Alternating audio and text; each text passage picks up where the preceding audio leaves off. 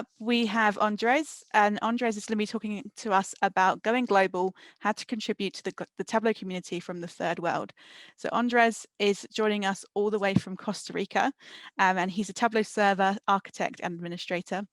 For the past 4 years, he's been working remotely, and he would like to share how international workers help diversity in the US-based companies and how he's done it, both the pros and cons, to help fellow international Tableau enthusiasts. Are you there, Andres? I'm bringing him on now. Brilliant. Yes, I'm here. Okay. Are you ready to present? Yes, Yeah, actually. brilliant. So it's all, the screen's all yours. Okay, I will be talking and trying to use the video so you can see what I'm speaking about, and so that you can see my hands, because in Latin America people cannot speak without using their hands.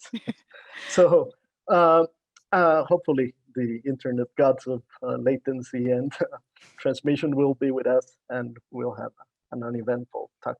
It's going to be 20 minutes, so probably about 4 or 5 minutes in each topic. And let's begin with the first slide. My talk is probably going to be one of the worst visually seen, because I'm not a designer.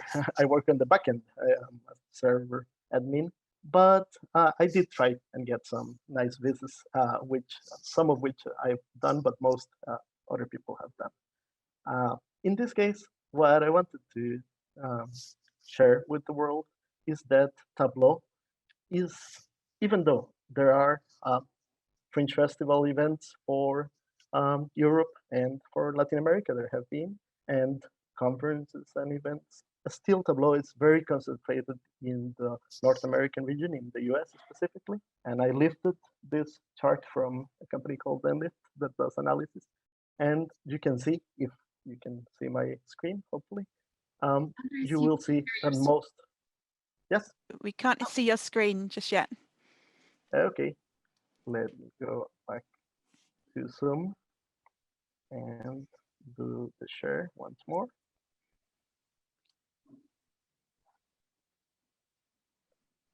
I'm glad I checked.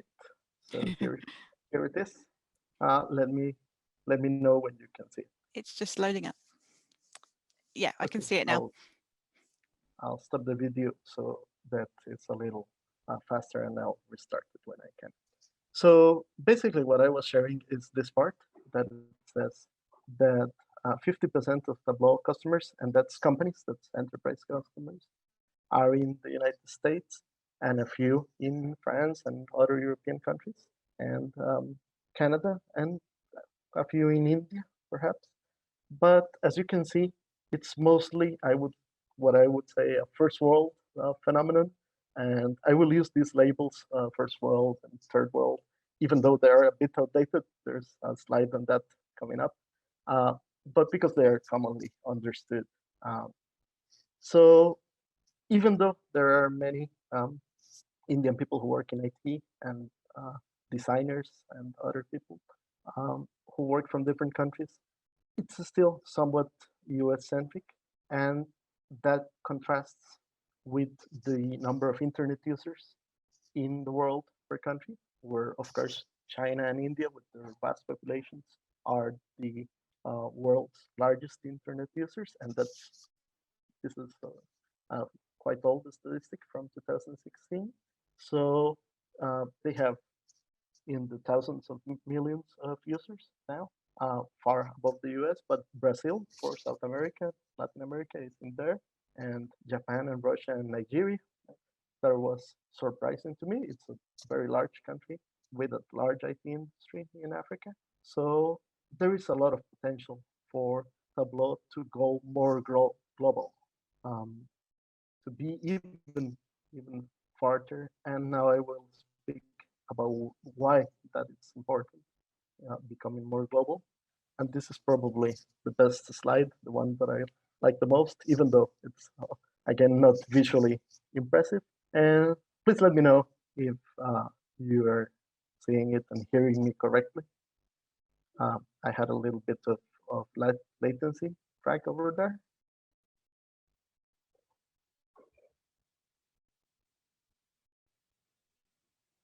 Uh, hope hope you're hearing me. I think you're Okay. okay. We can still hear you fine. Okay. Just I'll be doing these checks every Okay. once in a while because since I am a tech guy, I sometimes you do get these kinds of things. So why is it that having international workers helps? Have different perspectives and having lived in different countries, talking different languages, the different life experiences that you get helps you get better understanding and helps you get different ideas, varied ideas. And we definitely understand the challenges from the emerging markets better. And I would like to share three cases from my experiences. And this is my personal experience working for international companies. And I'm speaking on my own behalf, not for any company, just in case. My lawyer told me to say that. So a couple of years ago, actually 4 or 5 years ago, we did implement an Italian check scanning system in Latin America, in Brazil, Guatemala, and Costa Rica. And that technology, the checks, paper checks, handwritten, signed is it's a dying technology in most of the world because electronic payments, which is case number two, has superseded it completely in most. But there are still some older generations and a few banks that use them. And right now, what they're doing is they're doing electronic check scanning called OCR. They scan in the image of the check and they read some data fields from it, and it gets fed from any of the bank's branch offices into a centralized system where it's available for transactional purposes for the bank's analysis, but also for BI and graphs, and that's where it ties into Tableau. I couldn't um, get any images of that particular visualization, but they get data such as the amount of money, of course, the branch office where the check was changed, the currency in which it was changed. Was it US dollars? Was it euros? Was it local currency? And many other information, and that gets fed into a Tableau dashboard, into a very nice dashboard. So this case, I call it learning from what has been done. It's us, the developing world, the learning from what has already been successfully implemented. In this case, from Europe, from Italy. But this contribution to technology from the developing countries goes also the other way around. Since we do not have a large install base of some systems, uh, it's easier to get new technologies.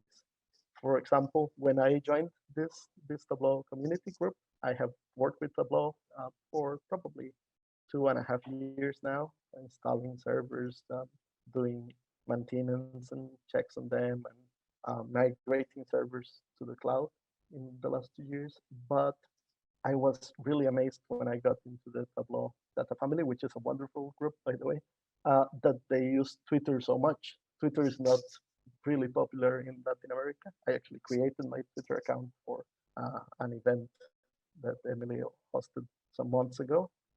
In Latin America, we use WhatsApp, which is a kind of social application. It's an instant messaging application, very much like Twitter, and that's what we use as a day-to-day tool for many things. And the banks, you only need a telephone number for it. The banks have seen that its potential, and they have linked it to a cashless quick payment system. You can pay up to 800 US dollars, the equivalent in local currency, and you can use it to pay almost everything. And I mean, people who do paint jobs in maintenance in your house. I was painting my house. I pay the the painter with WhatsApp payment. He only gives me his phone number, and I transfer him. Of course, there is some security. It's encrypted and everything, but we're going that people now with the COVID pandemic, some people have lost their jobs, so some people are selling things house to house, tropical fruits things, and they come in, they go through the neighbors, and they say, I have, the technology is called Simpe Mobile. It's nationally integrated electronic payment systems, and they will give you, yeah, my phone number is whatever, and you can pay $1, half a dollar, $3 with it. It's basically killing cash for, I'd say, 75% of payments in Costa Rica and some other countries. I know that Korea has done a lot of this, the Asian countries in general. China does it with another application that's called Weibo. It's their equivalent to WhatsApp. And that's a very interesting way in which technology, this information goes through very secure encrypted systems. So it's not usually that related to Tableau, but I wanted to bring up that case because it is something in which the developing world is leapfrogging. It's moving ahead of some of the developed nations because they still have to deal with the legacy of having had less modern systems. So it ties into case number 3, which is the one that has the visualizations, which is when you have a small country as Costa Rica, which is just 5 million people, it's 51,000 square kilometers. That's more or less the size of West Virginia in the US, so that you get an idea. When you have a small country, or in larger countries and cities, you can have a province or a state or a part of a city even. You live in a mega city like New York or Sao Paulo or Tokyo or London. You could have a neighborhood. And what you can do is you can load your potential client base for analysis. And I was, during the day, I was listening to one of the lectures on hardware, furniture sales, and I had some others for marketing, business analysis by Droini. And I said, oh, they would have liked to do what I was going to present. What the government of Costa Rica actually did, and they got an award from the Organization of American States, yeah, as the best innovation in intelligent government, was they loaded the information that's public in Costa Rica. You have public information, private information, you have privacy laws like everywhere. But I'm gonna start my video and I'm gonna do a little show and tell here. This is my citizen's ID card in Costa Rica, probably. You can hope that you can see it. And it has, on the back, it has some information, which is the number, name of your father, name of your mother, where are you registered to vote, things like this. And that's personal information from you, but it's available on private databases, especially your age and where are you registered to vote, which is usually where do you live or close by. So that information was loaded for the 5 million citizens of Costa Rica, and also it was complemented with other informations from social indicators and educational indicators and a whole bunch of other sources. It was uploaded to cloud servers, again, secure and encrypted cloud servers. And the presidency, actually the government, a consulting company, like many of you, private consulting, helped them out. But actually the government people did it themselves. They have a lot of Tableau, nice dashboards, and I will copy the link and send it to you in the chat session so that you can follow along. And if you want to dive deeper, you can see it. They have indicators about the priority of social help scholarships and how is help being applied. They have things on demographics. They have taxes, which countries pay less taxes or more taxes. We pay a lot of taxes in many things. And they have had a whole bunch of nice visualizations in which you can check.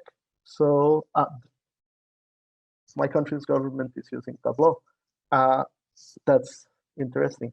I saw a few weeks ago on Twitter on the feed that a newspaper from Argentina called La Nación, Nation, was getting a spike of visualizations. And I dug a little bit deeper on Tableau Public. Why are they getting this spike? And it's because they were passing an abortion law, a controversial abortion law in the country, and a newspaper did and published on their front page a visualization of which congressmen were voting for or against the measure, and they got like 200,000 visualizations in 1 week. So that was really interesting, and that's ways in which Tableau is being used. Going back to the presentation now, in which Tableau is being used, and in which, especially if you have those data sets like the one I commented on for the whole of the population or a sector, and that kind of public data is fairly available. In some countries, it might be a little bit more restricted, but in general, you can do it. You can do really interesting things. So before I forget, let me just paste the, see if I can paste the link in the chat, and if not, I'll send it over later. Okay, I'll paste it here in the questions and answers section, and you can see it later. Okay, so that's the ways in which Tableau is being used. I will continue to check that you're hearing me and seeing me correctly before I move to the next one. We can see you and hear you, don't worry. Okay, let's go back to the next presentation. And I hope those 3 examples and little thing with the ID card gave you some idea of how Tableau is being used and why it's important to have people with different mindsets. I will now speak on the third one, or topic, which is how to do global. And this is a real ugly slide, by the way. But I really need to follow up on some of the lessons I learned today. But the thing is this: when you are a global worker working in for an international company, and when I say global worker, I usually mean outside of North America, the Europe, and the main Asian Pacific nations. When you're in South America, Africa, the rest of the world, you have to develop some awareness, cultural awareness of things. And I'm going to speak in broad generalizations. This is, of course, there are people who are different in each culture, and there are people who have had heritage and families, and it's different. But in general terms, the cultures of the North America and Northern Europe are more time-oriented. More time is money, more get to the point. And I picked up a little graphic comparison from the university where my wife and my brother-in-law studied in Colombia. It's a little university, uh, but they are studying in English how to work with different cultures. So I thought it was important because I said we're trying to engage, we're trying to learn, and there's a pool of talent.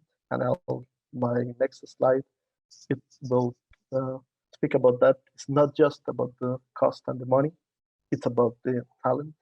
But we have to make an effort to stay on time, to do some things, share some of your culture, your differences when appropriate, but not not when it's not appropriate, and also don't talk too much about it.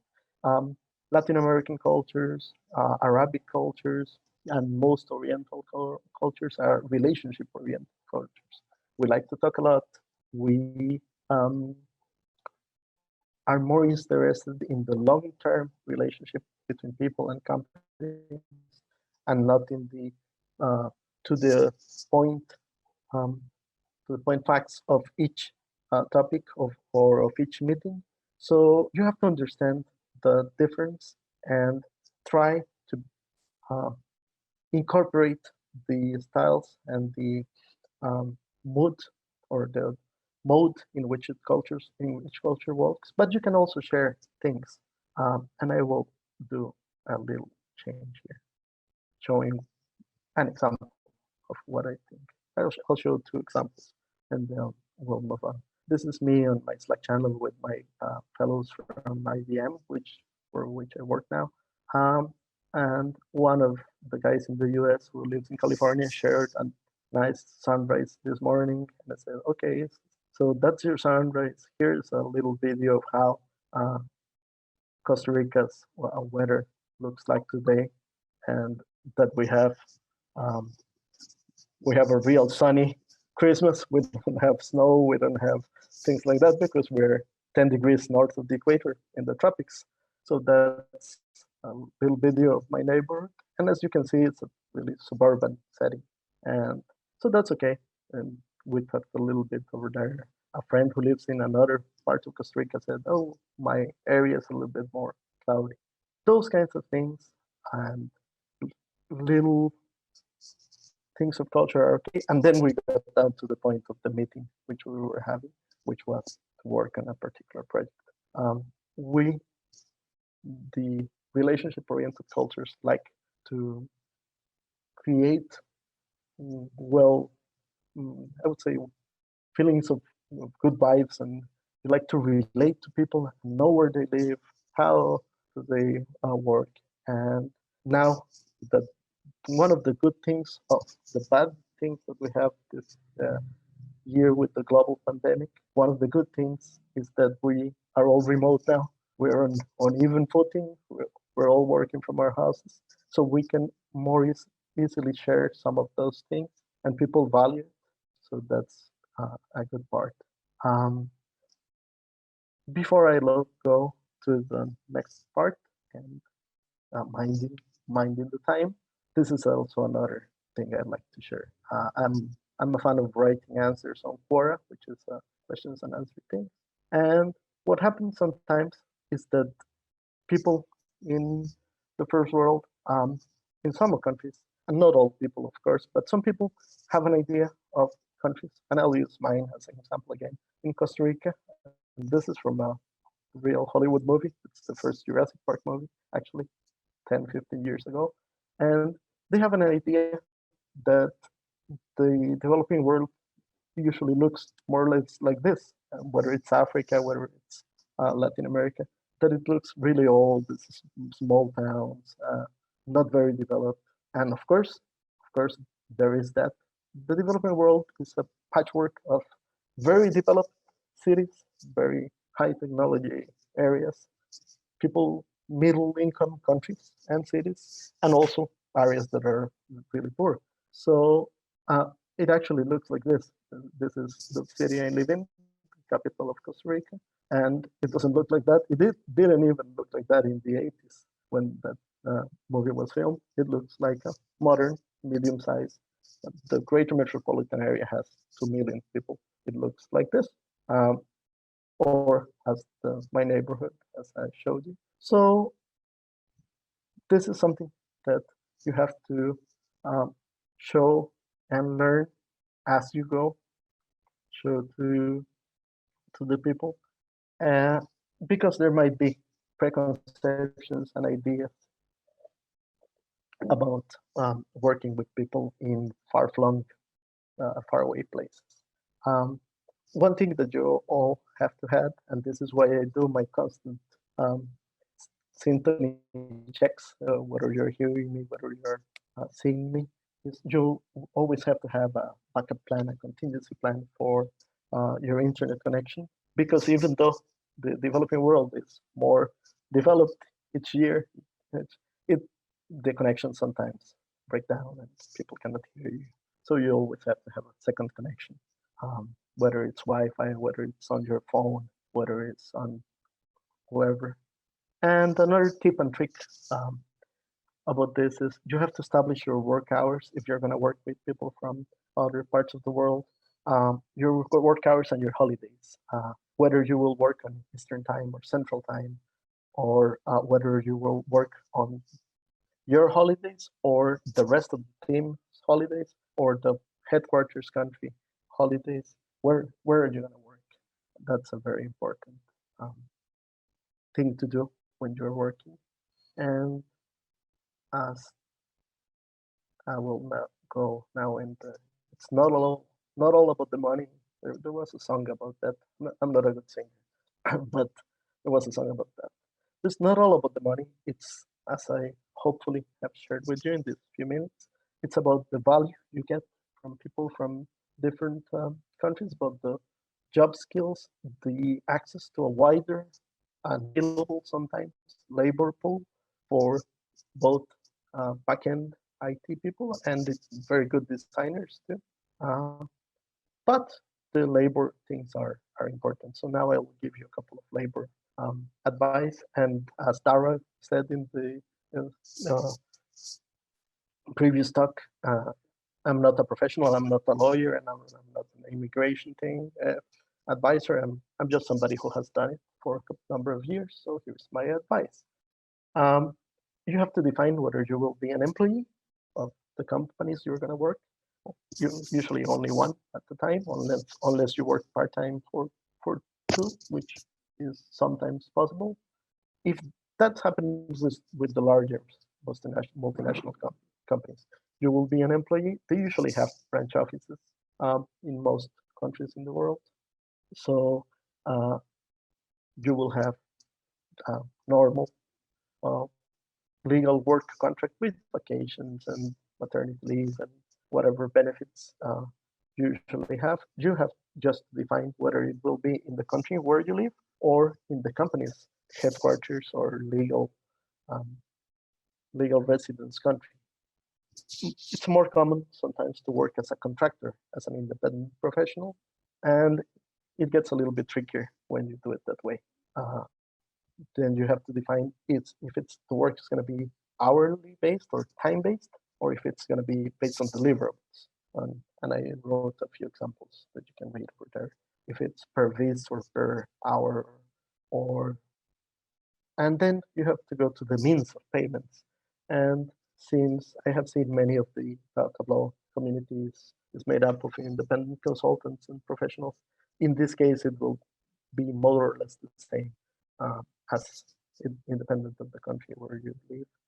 How do they get the payments to you? How does the money get to you? The main parts are wire transfer, which is the older standard banking deposit transfer, which moves across borders. No problem. You only have to have your SWIFT bank account number for the US or IBAN bank account for Europe, and that's it. That's the most established one. It's also the one that charges the most transaction fees. So sometimes it's not good. So PayPal is a very good option, especially if the work that you're doing, the amount is not that big. And there's some platforms, new platforms for payment like Payoneer and a few others, which are also popular for this. So I think I'm on time on 20 minutes. I might have 4 or 5. I had timed to have time for questions and comments. So muchas gracias. And here's that's what I had prepared. Here's my comment, my email, my Twitter will also be available. So I'd like to see. I have seen some comments popping up here and there in the chat. Hopefully I'll take a look, and hopefully they're good questions and comments. Hopefully not insults. That's it. Thank you, Andres. That was fantastic. It was really interesting, especially seeing that comparison that you had between the Jurassic Park view of Costa Rica and then the actual view. It couldn't be any more different. And I think we see that a lot in movies, right? They try and reinforce this idea of what the idea we had of certain countries, and it's just not true. And it does nothing to kind of educate people. But we do have a question from Quentin. He's asked, what is your stance on the war of cash? Because he's asking, if do you think people are a bit nervous about going digital because their transactions might be traced and then their data used in any way? Do you think that's affecting how people embrace kind of these technologies?